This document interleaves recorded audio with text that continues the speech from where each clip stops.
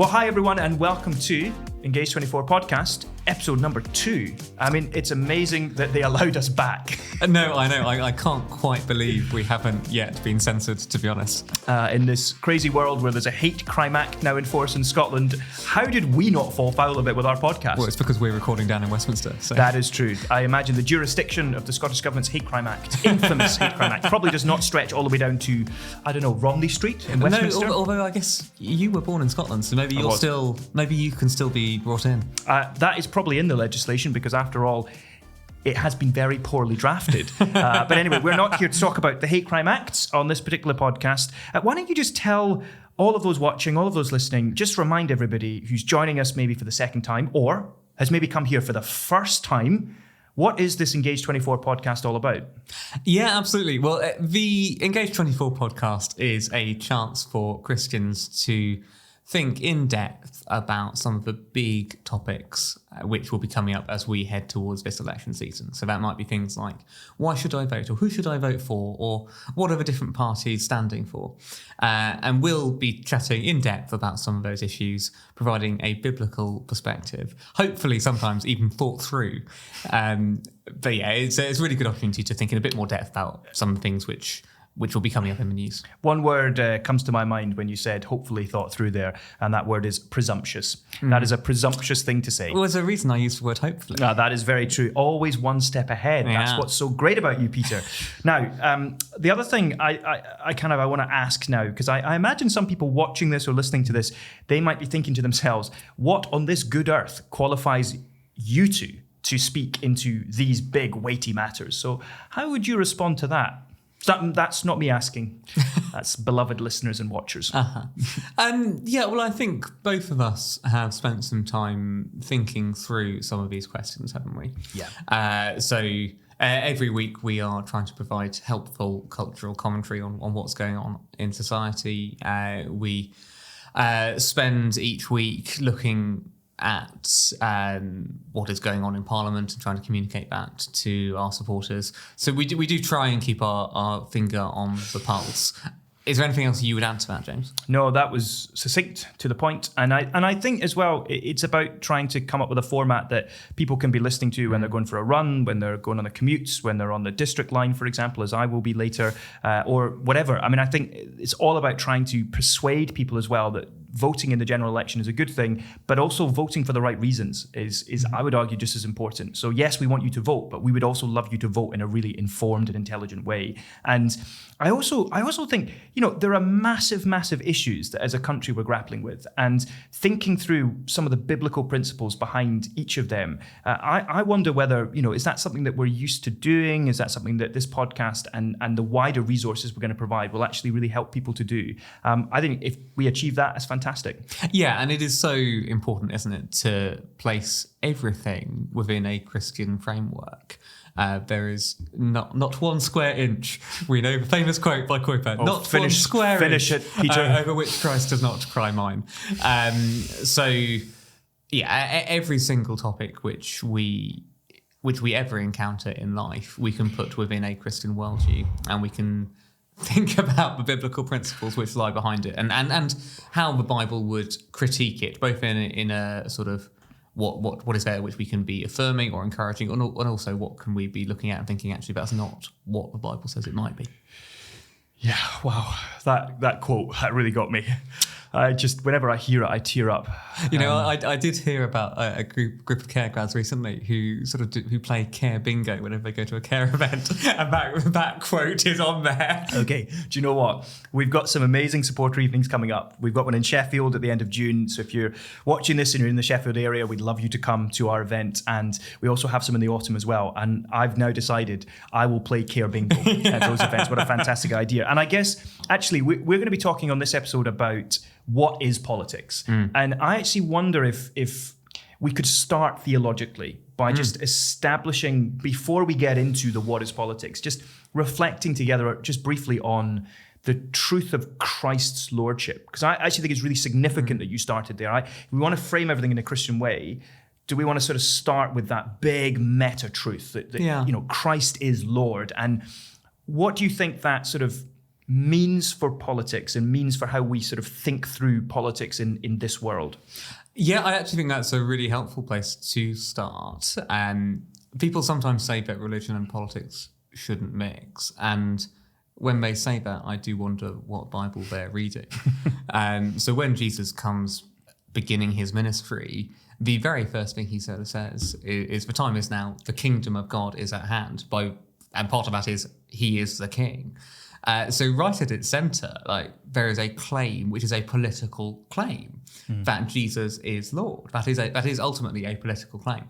And so all human authority, which we know human authorities have been established by God, ultimately it rests within that broader framework of where God is the ultimate king, and then any human ruler is actually his steward.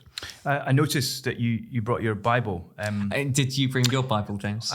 Hold on a sec. Oh, there we go. I feel like I've been outdone in the size and the weight of that Bible. You've just been out-Bibled. Yeah. Oh, yeah. I tell you what this is. This is not just any Bible. Go on, what is it? This is the English Standard Version. In other words, the more inspired version. Ooh. And also, this one is a big one as well. You'll notice it's like pulpit size. So I look forward to hearing what you've got from your tract there. But I think we should probably consult the Oracle, don't you think? Oh, I mean, I'd be interested to see whether the words actually look pretty similar to me. But also, I guess it is ultimately a translation, isn't it, James? I don't see any original Greek in there, but... I think there's another podcast coming where we can talk about your obsession with the ancient languages. Anyway, I just was actually kind of thinking as you were saying that, I was thinking Colossians is probably a really helpful place. Yeah. One of a number, but Colossians is a helpful place. And I must say, you're already seeing one disadvantage of such a big Bible, which is I'm having to contort myself in order to kind of position it rightly. But if we go to Colossians 1, you have this... I always like to think of Colossians 1 and thinking of verse 15 really down to verse sort of 20. I always like to think it's kind of a unique moment in Paul's letters where all of the teaching that he's given in other letters about Jesus in different places, he sort of pulls it all together and gives us a really concentrated description of Jesus. And the reason I think for our purposes it's so interesting is because the lordship of Christ is just, it's writ large. This is the preeminence of Jesus. So he is the image of the invisible God, the firstborn of all creation. For by him all things were created in heaven and on earth, visible and invisible, whether thrones or dominions or rulers or authorities, all things were created through him and for him, and he is before all things, and in him all things hold together. And he's head of the body, the church. He's the beginning, the firstborn from the dead, that in everything he might be preeminent. I mean, there it is, right there. I mean, as you hear those words and you think about Lordship of Christ in politics, what's the kind of connection that we sort of hear in those verses? Yeah, well, it's there, isn't it, in verse 16, when Paul talks about thrones. I think it was dominions in your translation, thrones or dominions or rulers or authorities. They have all been created by him. But also interesting, they are also created for him. Absolutely. So they are ultimately to serve him. Yes. And this is amazing because we remember that when we say God is creator, I mean, a legitimate way to say that is Jesus is the creator. And I think this idea that actually all earthly authority, so the government of our day, the government of any nation, is subordinate to the ultimate authority that is Jesus. And so as we think about an election, we need to think about it first in those terms. Yeah, and it's something which Jesus himself directly says to Pilate, isn't it? So if we were to turn to John 19, Jesus says, you would have no power over me had it not been given to you from above. Yeah. So Jesus is very clear. The source of Pilate's authority is not actually in the empire or the emperor. It is ultimately that God himself has ordained that Pilate is in the position that he is in. And again, another way to kind of just think about this is that, do you know what the most quoted psalm in the New Testament is. Is it Psalm 110? Absolutely spot on. And without even turning there, I can tell you that psalm begins with, the Lord said to my Lord. Yeah. And it's all about the authority of Jesus. Yeah. I mean, it's incredible. And so it's a real theme for the apostolic writers, the writers of the New Testament. And it also, you said, Jesus is king. He has absolute authority. All other authorities are subordinate to him. All things were made by him and for him. If I was to ask you, what is the politics of Christ's kingdom? What would you say? What do you mean by that? I guess what I'm getting at is, so we're going to talk in a moment about what is politics. Yeah. And so maybe we can come back to this, because is there going to be a contrast that we see between the way that authority works in the kingdom of Christ and the way that authority works, say, in our current context? It's not necessarily that the politics ought to be different. I think it is more that the Jesus who is king is different. Yeah. And any human ruler, even the best of human rulers, can be but a shadow of the king who Jesus is. And the king who is the righteous branch, and the king who is the Prince of Peace, and over his authority and his power know no end, and who rules with perfect justice. Jesus is the king who all other earthly leaders ought to be like, but ultimately none can match up to. I'm thinking here of Mark, for example, Mark 10, and a kind of really fascinating moment where we see a certain type of politics in James and John, and they say to Jesus, they come up to him, they say to him, we want to we want you to do for us whatever we ask. And what they ask is one of us at your right hand, one of us at your left when you come into your glory. And in his response to them, he talks about the fact, can you really drink from the cup that I'm about to drink? And I think that's the cup of God's wrath. And actually they go, yes, we can. And he kind of goes, well, actually you ultimately will, but not in the way that I will drink it. And then he says, and this is the bit where we see, I think, the politics of Christ's kingdom. Jesus called them, the disciples, to him and said to them, you know that those who are considered rulers of the Gentiles lord it over them, and their great ones exercise authority over them. But it shall not be so among you.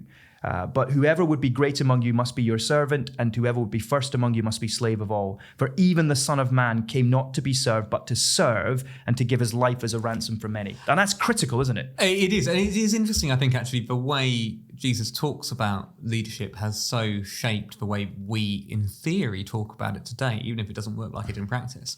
So we now talk about going to politics as public service. Well, I struggle to think where that has come from if it is not from something like the words of Jesus, because Jesus in that context was so countercultural. Ultimately, of course, public service doesn't always seem to be quite what is going on in politics, but it is interesting, I think, the way Jesus has so shaped the words which we use today. Massively. And I also think that what's so relevant there is Jesus is talking about a style of leadership. And when we talk about politics, and let's come on and let's talk about politics now, we can't divorce it from leadership, can we? No, not at all. I guess if we were to dig into what politics actually means, first of all, so politics would be derived from a Greek word. I knew you'd be bringing the Greek. Oh, of course. Did you bring Greek on the first podcast? You probably did. And you'll probably bring it on the third, the fourth, the fifth. You just love showing off your knowledge of Greek. I think that is unfair. Yeah, it probably is, yes. Last time I tried to get you to gamble. This time I'm trying to silence you. Indeed, honestly, what a devil you are. Politics ultimately comes from a Greek word polis, which means the city. So politics is supposed to be affairs of the city, things to do with the city. And I guess if you think about what a city is in the ancient world, it is not just infrastructure, and it is not just sort of certain offices or buildings or walls. A city is more about the people who are within it. And so politics is supposed to revolve around people. And in today's world, when we talk about playing politics, it doesn't mean that at all, does it? No. As playing politics more has connotations of sort of almost playing games or twisting the facts or backstabbing your leader. Yeah. So we have sort of got a long way away from what politics is supposed to be. imagine if we did a kind of, one of those word cloud things where Yeah. you put the word there and all the words associated with it. I imagine that you would get a lot of the words you just said, backbiting, personalities, power. And there's a theory called high politics. And it's the theory that what really drives political history, what really drives that whole arena is basically charismatic individuals. And I do think there's a lot of truth in that in terms of how we perceive politics as well. I think about, a Channel 4 documentary series on Boris Johnson, and it is just captivating. It's not captivating because of the quality of the decision making or the ability of Parliament to come together and pass good, just, righteous laws. It's solely interesting because of his personality, because of all of the machinations and the scheming and the plots and the particular brand that he sort of represented. And I think you're absolutely right. I know myself, when I hear the word politics, I immediately associate it with the dark arts, with scheming, with plots, with backroom deals. Yeah, I even think back to sort of, Tony Blair, Gordon Brown in the restaurant, the Granada restaurant, not far from this office. So I don't think it's there anymore, but it wasn't that far from this office where they came up with their plan. Blair would go first and then Brown would take over. So, these are the things I think of. So we have traveled a heck of a long way from what you're saying politics really means. Yeah, no, absolutely. Why do you think that is? Do you think that it's just to do with the human heart? Yes. Ultimately, yes. Sorry, I cut you off. You were about to say you would draw a comparison, human heart. No, I wasn't. Okay, yeah, I know. Yes, it's all about the human. I think, if you think about what sells is tabloids. And what sells particularly in tabloids is juicy stories about celebrities, about personalities. And, whenever there's a scandal at Westminster, we might all shake our heads and we might all furrow our brows. But I bet you anything, we're scrolling more on Twitter to watch it unfold. And we're talking about it far more than we're talking about, the latest amendment to a big government bill, for example. So I think there is something in our hearts that craves and needs to read scandal, that needs to read, crazy stories, and that it's the comparison, isn't it, of when you're driving on the motorway, you see a crash, something in you wants to stop and kind of look at it. Maybe not for you, you're probably purer than me, but something in me wants to stop. And I think that's what it is. So I do think it's a matter of the human heart. And I think maybe as well, the real basic meaning of politics, which you articulated earlier, this idea of, coming together to decide affairs of the city and how we're going to live, how we're going to be governed. Maybe people just find that too boring and they're like, that's not that interesting. Well, yeah, I think it takes a particular kind of person to be really invested in the details of legislation, doesn't it? Yeah. Sort of what would be the unintended consequences of wording something like this or like this. And I guess we are blessed at Care actually with a number of people who do that in the policy team. Yeah. But that certainly isn't for everyone. No, it's not for me. You probably could do it because you have a very analytical mind. But I totally agree. I guess, though, for someone watching or listening to this, and they're kind of thinking, well, I'm not interested in policy detail. So if you're drawing a comparison between, well, politics is perceived as being about personalities and that's bad, but politics is actually about very serious business of passing laws and legislation. Well, I don't want to be sucked into the psychodrama of politics, but I also am not that interested in the weeds of amendments and bill committees and all of that. So how and why should I care about politics? I think that's a legitimate question. Yeah, absolutely. And I think it does go back to what politics is supposed to be at its purest form.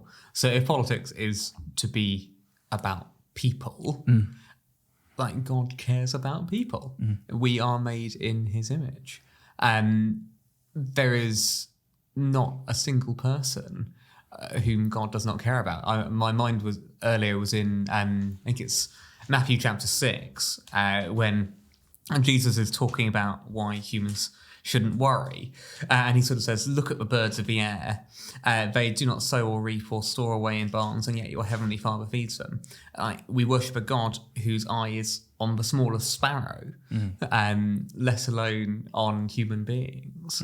So God cares about us. And so we are also called to care about one another, aren't we? And I guess this is a good point to really nail, solidify a crucial point that at Care we think is massively important, but also is hugely relevant to this conversation and to the election as well. So you said, politics is about people. Let's just draw that link even clearer. Politics is about people coming together to make decisions for how we live our lives, deciding the common rules that we will all agree to abide by, deciding what good welfare looks like, deciding what kind of economy we'll have, those kind of things. And what you're saying is that actually all of those things, every piece of legislation that passes through Westminster, for example, every piece of legislation has an impact on people made in God's image. And that's why we should care about politics, because actually that massively matters. Yeah, absolutely. And that is sort of written pretty deep down into the way we work here at CARE, isn't it? So we say that we are for people before we are playing politics, and we are for people, not for parties. So we want to support good legislation which will help people to flourish and to thrive. We don't support any political party or any particular candidate. And we are for people rather than winning arguments. There's absolutely no point winning a debate if it doesn't actually help someone to flourish at the end of it. I keep coming back to the fact that digressing slightly, but one of the amazing things about the Christian worldview is that what lies behind our concern and our care for people is a much stronger foundation than, say, a more secular-minded human rights agenda that says these are just good things because they're good. Well, the problem is that can be reinterpreted, that can be changed if you don't have an objective understanding of actually dignity comes from a God, a transcendent God. That is absolutely mission critical in this kind of conversation. Completely. Otherwise, there's no objective basis for saying that humans are better than anything else, is there? No. So you've got to have the teaching that humans are made in the image of God as a sort of objective moral fact, or else you do not have the basis for some of the principles which seem so self-evident to us, like to protect those who are vulnerable. Yeah, and I guess you maybe see that in some areas of policy where perhaps the Christian worldview, the biblical worldview is miles apart from where our current laws are. So I'm thinking of an area like abortion, for example, where I think you do see how, because the current abortion law is primarily underpinned by an ideology that doesn't recognize a transcendent God who objectively, makes everybody in his image. That means that you have sort of a shifting sand situation where you develop a theory called like personhood theory, where someone becomes valuable at a certain arbitrary point. Whereas what we would say is, from a Christian worldview, we're not forced to choose an arbitrary point. Life is precious from conception through to its natural end, period. It just feels, even saying it, a better foundation, a better story. Oh, completely. And I think we saw actually in the early 20th century where not having that foundation can ultimately result in. And the reason why eugenics was practiced in the early 20th century, well, it comes out of a very Darwinian worldview, which is the survival of the fittest.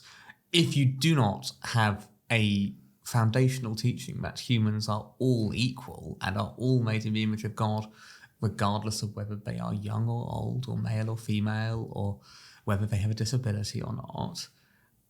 If you do not have that teaching, and if you are following a purely Darwinian worldview, well, then you end up with something like eugenics, and it is absolutely horrendous. And that's an example of, I'm sure everybody listening to this would agree that that's an example of where politics goes horribly wrong, where politics is actually no longer for people. But I guess what's interesting there is that someone could say, adopting a different worldview, but actually eugenics is for people. This is about, purifying the human race, about stopping the transmission of hereditary diseases. What could be more for people than that? And I need to check my stats on this. I think that is the argument which is given currently in Iceland around their abortion laws, isn't it? And even actually to some extent with abortion laws today in the UK, you can still ultimately, if your child has Down syndrome, they can be aborted right up until birth, which is utterly tragic and horrendous. But that is ultimately what the facts are currently. And I guess what I'm kind of hearing, what I'm really sensing at the moment is that all of this really emphasizes the critical importance of a Christian engagement in politics. Because, if we are not fulfilling that sort of prophetic role of speaking these truths into debates around what do we do with the policy when it comes to abortion, what do we do with the policy when it comes to the environment, when it comes to the economy and so on, then we're going to be saying things that no one else is going to be saying. We're going to be doing so from a completely different foundation. And that is needed in political debates. Our country, our politics would be far worse off, if that's grammatically correct. It would be worse off if Christians weren't in there, in the House of Parliament, in the House of Commons, in the House of Lords, bringing their biblical perspective to legislation. And that again, comes back to why an organisation like CARE even exists in the first place. Yeah, absolutely. I guess to sort of take it back to our kind of big question, which we're thinking about today in terms of what is politics, and we said politics is for people. Yeah.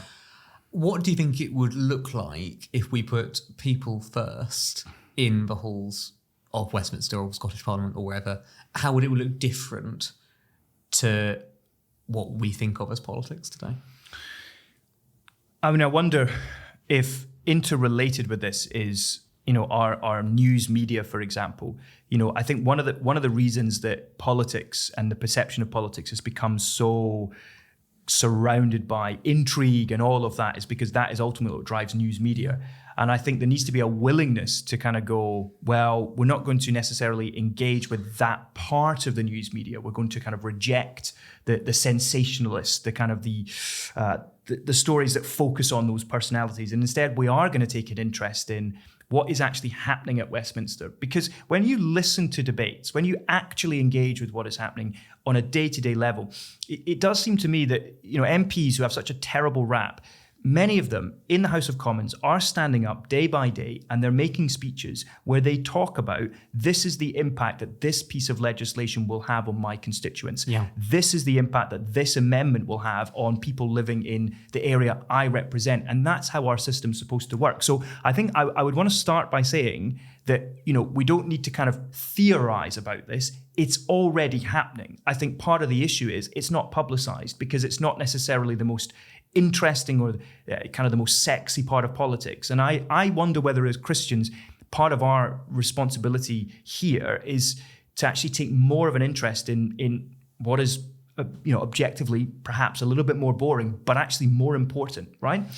Yeah, I remember, I was no fan of him at all as leader of the opposition. But when Jeremy Corbyn was leading the opposition, I think at Prime Minister's Questions, he would often begin by reading something from a constituent. And on one level, you might say, well, that doesn't necessarily make for great debate at Prime Minister's Questions, but it did put people at the centre of it. Yeah. And so we think of PMQs today and you sort of think about the shouting between the benches. Yeah, that's right. That is some way of at least having the focus in the right place. Yeah, I agree. And also I think maybe that's another way of putting it. Like, why don't we look beyond Prime Minister's Questions? That is not a particularly helpful kind of representation of good politics. Often it's been called the kind of Punch and Judy of politics. And Prime Minister after Prime Minister said, I'm here to end the Punch and Judy of politics. And, they've not succeeded. Whereas if you look beyond that to debates that are going on, there was a debate just recently on a new football regulator. And there was consensus across the House, but there was also good debate around amendments that needed to be made and nuances that needed to be teased out so that the legislation is as good and effective as possible. Now, okay, how does that impact people? Well, it massively impacts clubs that are in lower down leagues who have thousands, tens of thousands of supporters who would be impacted when these kind of clubs aren't run properly because they're swindled out of their money and things like that. So even a bill to do with the football regulator is actually ultimately about impacting people.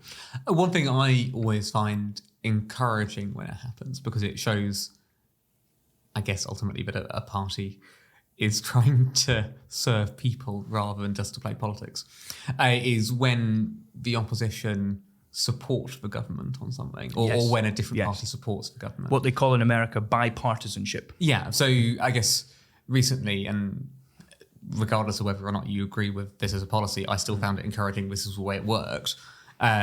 When the recent smoking ban came to Parliament, and Labour supported it, and the Lib Dems supported it, and the Greens supported it.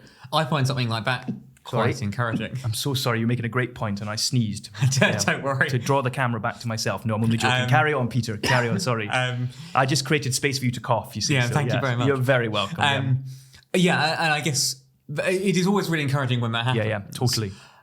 the flip side, and I think this has now sort of been made a bit more public through the publication of sort of some of the WhatsApps amongst figures within the SNP. So during COVID, when Nicola Sturgeon's SNP seemed to just want to have a point of difference with Boris Johnson's government. Example. I find something like that much more dispiriting. Yes. Because she is looking to make her political case for an independent Scotland, rather than to actually, she's putting that before serving her people, seemingly. Yeah, exactly. And I think, if you think about an election campaign, I think that's one of the tests I would apply at a kind of party level.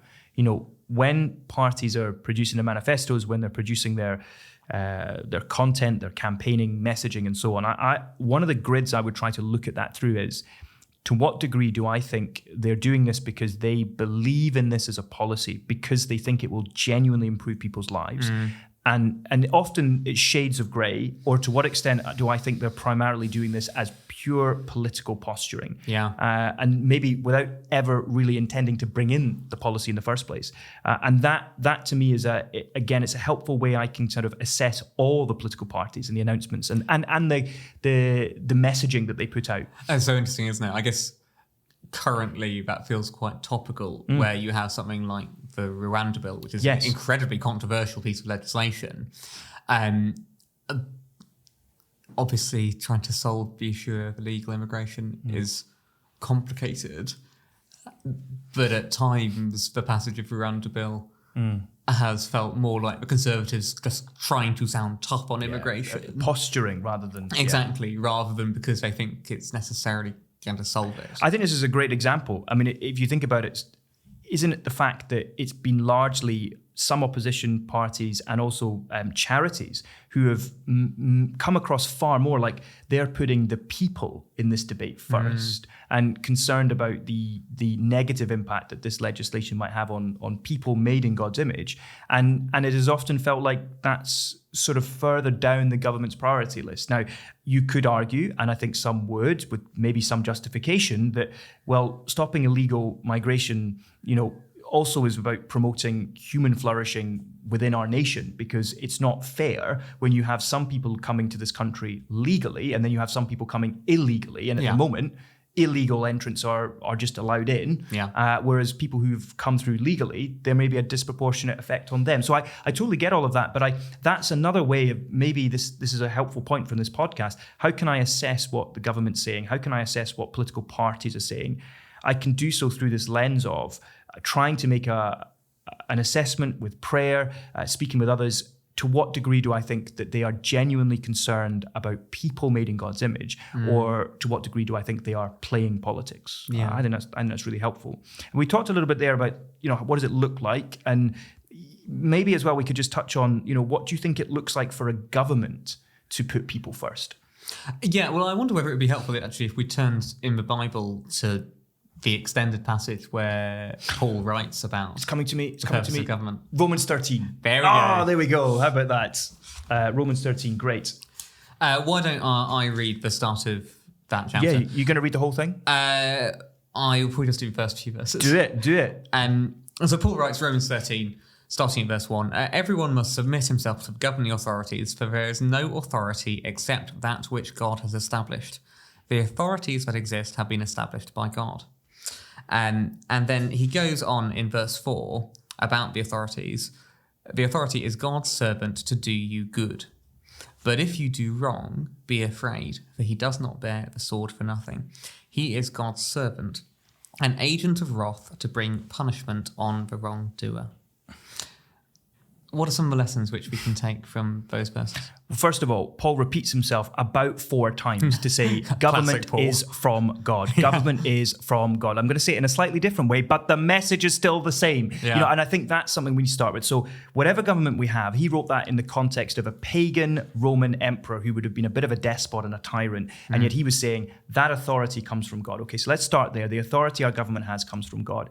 And then this is the key text, it's the blueprint text, isn't it? Because this is where we're told, what is God's demand of government? What does God require of government? What's their God-given responsibility? And that unusual phrase there about the sword that they have. In the Bible, the sword is an instrument of judicial authority. It's saying they've got an authority to put boundaries in place and then to hold people to account. So that if you cross those boundaries, then the government, via its law and order policies, will ensure that there is punishment when we do wrong, and I think that is absolutely necessary in an ordered society. We need that kind of function from the government. I think another way to say it is, that the government is there to endorse and promote that which is good and to punish that which is wrong. And it's that dual function that we find in Romans 13. And completely promoting what's good and restraining evil. Yeah, absolutely. And I guess one of the other things which we could think about within the Bible is what God says about what good kingship looks like as well. I guess you particularly find examples of that within the Old Testament. So I've just flicked through to Jeremiah 23, which is God talking about raising up a righteous branch from David's line. And within that, we see the model for what kingship should look like. So God says he will raise up a king who will reign wisely and do what is just and right in the land. So government is supposed to enact justice. It is supposed to reign with wisdom and to make good calls. One of the other things which we haven't yet touched on is the responsibility which governments have to look out particularly for those who are vulnerable. So we've said that politics is about people,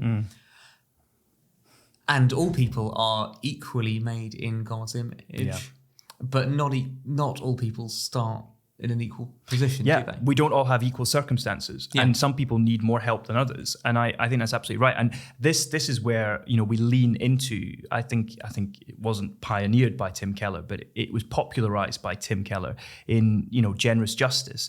That there's this quartet of the vulnerable that we find in the scriptures, and this is the bit where I will run through them, and I always forget or mistake one. So there's the orphan first of all, there's the widow, there's the poor, and then there's also the foreigner or the stranger. I've got them all. And I think one of the things that we try to do at CARE is we try to ask ourselves the question, okay, so in our 21st century context, those are the most vulnerable in the context of Old Testament Israel, which for lots of reasons makes sense. Who are the most vulnerable groups today?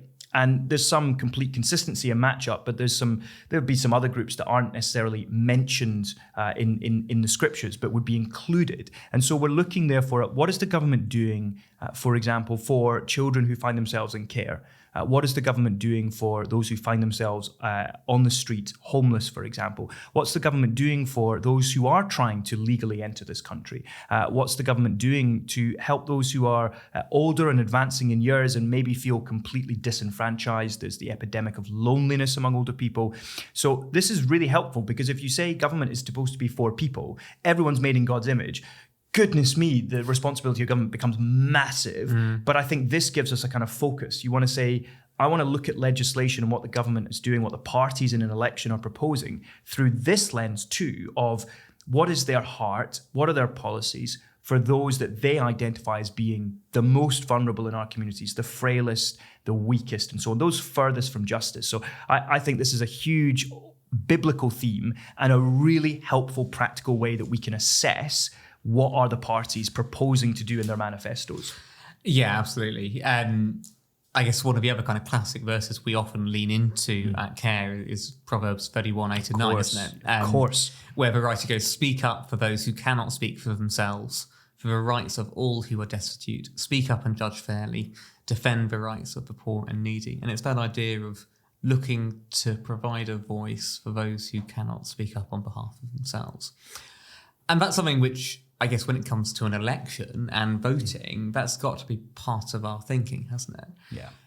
At an election time, when we are choosing a government, we want to at least have in mind how the government who we are voting for are going to protect the rights of those who are in need. Absolutely. I mean, I remember we talked about this. I was writing a long read for our weekly Impact Direct newsletter, and it was on I think it was it was the autumn statement, I think, or maybe the recent budget. And I was sort of saying, my initial response to that was to very much look at it through the lens of how does this benefit me? Yeah. And it benefits me because I get a national insurance tax cut, happy days, more money in my bank account, which means more money. Yes, okay, to pay necessary bills and rent, but also more spending money, more money left over at the end of the month, and so on and so forth. And I had to almost... So I don't think everything about that reaction is wholly wrong. Yeah. But I think I had to challenge myself, and that's what I articulated in the piece. I challenged myself to go, actually, okay, let's look at some of the other measures. What do I think this is doing for people who don't have all the blessings and the privileges that I have? I'm a homeowner in London, and I have the advantage of living with my wife, who's got a stable income. And so we're a 2-income family, and that brings with it certain privileges, which means we are just not materially as in need as many other people in my constituency. And I think to learn to practice an other-centered way of thinking is so biblical, because that's, after all, what Jesus says in Philippians. Paul says, let your mindset be like that of Jesus, who basically, said, put the needs of others before your own. And this is one way I think we can fulfill that great commandment, the second great commandment, to love our neighbor as ourselves. Yeah, I guess the other thing which we haven't actually touched on yet is where we see quite what it looks like for humans to be flourishing. Well, where do we find the vision for human flourishing from?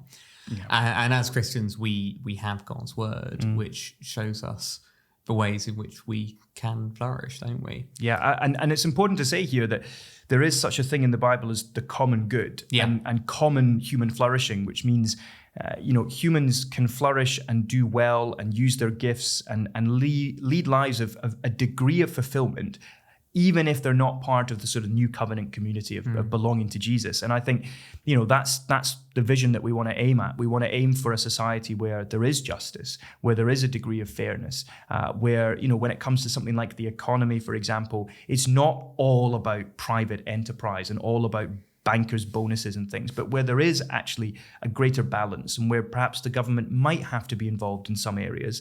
And I think also, we want to see a society where human life is protected, and where policies are maybe aimed at how can we support life at the very earliest stages, and how can we also support life at the very end, the areas where it's commonly going to be the weakest and the frailest. And that's just the beginning of painting a picture of what human flourishing looks like, I think, from the Bible. And I think we're now starting to kind of really relate this back to where we started in terms of what is politics all about. So we said it was about people. We've said that there's a particular call for politics to be on the side of those who are vulnerable. And now we're sort of saying, well, we find what human flourishing looks like within God's word, don't we? Yeah, absolutely. And so we want to enable every human being who is made in the image of God, regardless of their circumstances in life, to flourish as God wants them to.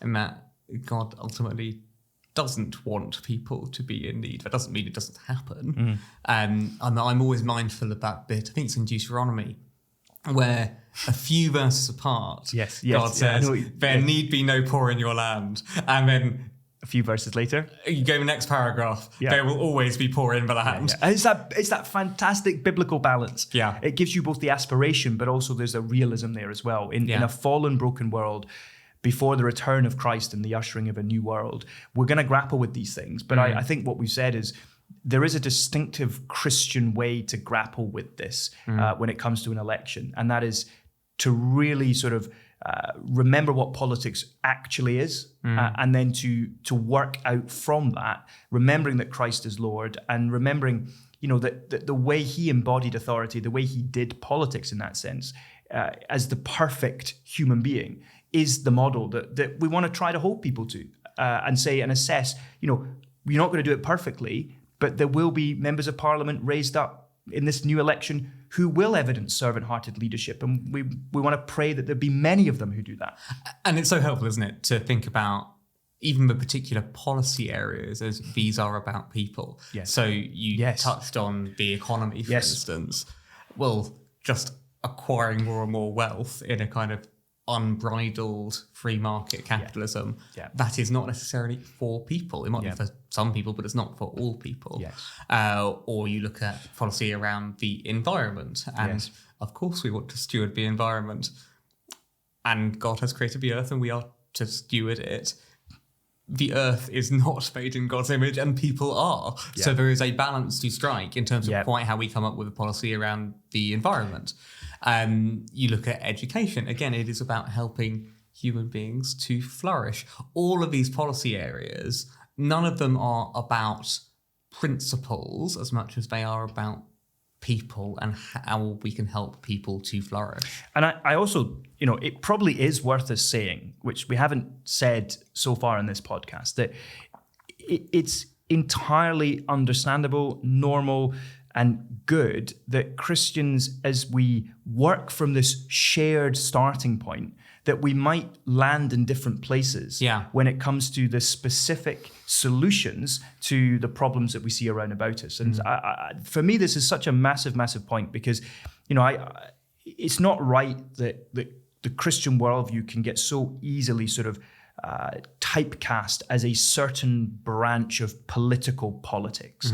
Political politics is a ridiculous phrase because what kind of other politics is there? Party political politics. And I think actually, there's a Christian influence and tradition when it comes to socialism. There's a Christian influence and tradition when it comes to the Liberal Democrats and liberalism. There's a Christian influence when it comes to conservatism. And for me, one of the privileges of being a Christian is I don't say this kind of proudly, but I hope I'm able to kind of assess and stand slightly apart from those streams and go, I can identify and connect with elements within each one, and I might lean more towards one myself, but I can also challenge and critique elements in all of those kind of political kind of worldviews and things. Yeah, I guess that's sort of one of the big theses in Christopher Watkins' book, isn't it? Yes. The Bible as critical theory. Diagonalizing. Yeah, if you have the Bible as your kind of key thing, which you are then using to critique any philosophy, you will be able to see both what is good and what is less good. Again, that draws us kind of back to where we began. Yeah. And I think I guess within your church context, just remembering that while your brother or sister might have a different policy solution and might feel that very strongly, I think one of the ways we're able to start talking about politics better in our churches is all agreeing that, being for people is not the sole property of those on the left or those on the right or those in the middle, that they are different ways to get to the same end goal of we want humans to flourish because they're made in God's image. And I think it's also just such a helpful and productive starting point for any discussion because you realise you are ultimately on the same side. Yes, absolutely. You are working for the same end. Yes. And all you're really kind of discussing is the means of getting there. Absolutely. And there can be, and has been throughout history, legitimate disagreement. So, Peter, as ever, probably loads more we could say, but I hope for you, I know for me, this has been a sort of helpful discussion because it's so easy to go through an election campaign, to go through life, just almost assuming we know what politics is or with a wrong kind of understanding. And hopefully this has just been a way of kind of stepping back and asking the question, well, actually, what is politics? And whether you and I have successfully answered that question is in the hands of our watchers and listeners. And so if you are watching and listening to this engaGE24 podcast, I think we would both encourage you. Let us know. What do you think? Have we scratched where you are itching? Have we landed where you wanted us to land? Or have you still got questions? I certainly do. I know you probably do as well. So tell us what those questions are, and we would love to cover them in a future podcast. Yeah, I was going to say something similar, actually. If there are other things which you would like us to explore, please do let us know, because we do want to make sure that we are being guided by what would help you the most as we plan out what we talk about in future weeks. After all, we're for people on this podcast, aren't we, Peter? Not for politics. Not for politics. We have a political podcast more about people than about politics. Amazing. Well, thank you again for joining me. It's been a great pleasure, always as always. A joy. And a reminder to all of those watching and listening to this engaGE24 podcast that soon we will be launching our election website. And just a quick reminder, what can people find on that election website when we launch it? What can people not find? That is the question. We're drowning in quality content. Well, I think some of the big headlines would be, we have our election quiz, which will help you to work out which parties and policies you align with. We have got theological topic primers. which will help you to think about what the Bible says in relation to the big things which will be debated, whether that's the economy or the environment or immigration or warfare. We are intending to collate answers from different candidates so you can find out where they stand on certain issues. We'll host interviews on there. There's going to be blogs on there. Some will be responding to kind of real events. Some will be sort of thinking about how you might use your vote in an election time. There's going to be so much really good, hopefully helpful content on there. Joyfully, we also have a church leader guide as well. If you want to do a seminar in your church and you're thinking on the election and you're thinking, where on earth do I start? We have a resource for you. And of course, it's worth saying as well, on this very podcast, we'll be releasing conversations with 3 amazing Christian members of Parliament as well. In fact, that's why I'm in a suit today, because we've been pre-recording one of those just around the time we're doing this podcast as well. So that's why I'm looking so dapper. Does that mean you're not normally in a suit? Well, I must say I normally am, but I did start with a tie because I thought, this will really impress the Member of Parliament. And then they turned up without a tie. So I immediately whipped mine off. We'll stop there. Good. Well, anyway, loads of content. So a real joy to be able to chat together. And we look forward to being back very soon on our next engaGE24 podcast. Until then, Peter, all the best. See you soon.